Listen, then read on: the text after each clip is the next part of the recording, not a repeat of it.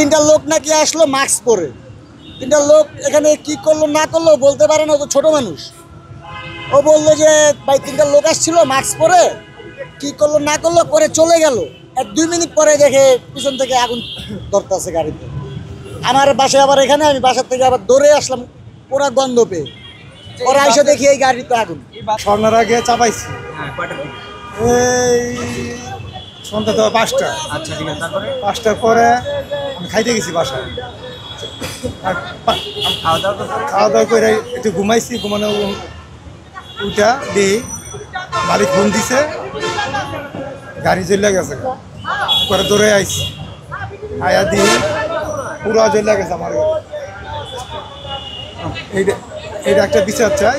বলতে পারি না কারা করছে, যারা কাজ করছে অন্যায় কাজ করছে। 12 লাখ টাকা ক্ষয়ক্ষতি হয়েছে। চালান যাইব না।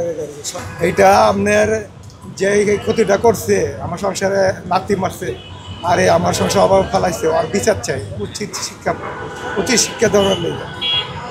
আশেপাশে আমরা সিসি ক্যামেরা কোথায় আছে সেগুলো আমরা দেখার চেষ্টা করতেছি এবং প্রকৃত ঘটনা কি আমরা এটা তদন্ত করছি। আহত কেউ হয় নাই, তো এই গাড়ির বেশ কিছু অংশ পুড়ে গেছে, যেটা আপনারা দেখতে পাচ্ছেন। তাদের সাথে আমাদের সাথে কথা হয়েছে, তারা বলছে যে তারা বিকেলের দিকে এখানে বাসটা রেখে গেছে, তারপরে তারা আর বেশি কিছু তারা বলতে পারে না। প্রাথমিকভাবে আগুন লাগার এখনো কারণ না, এখনো কারণ আমরা নির্ণয় করতে পারিনি, এটা তদন্ত চলছে। এমন একটা কাজ করে যে সব রাস্তার গাড়ি ছাড়া কিছু বুঝে না। তো এই ক্ষতি করে লাভ কি মানুষের, জনগণের? আর যার কাছে সে বুঝতেছে কেমন হয়েছে, যে করছে সে তো টাকা পাইছে, উদা হয়ে গেছে। তো হ্যাঁ, তো একদিন না একদিন ধরা পড়বো না। ওই যে ওই বাসার সিসি ক্যামেরা আছে, ধরেন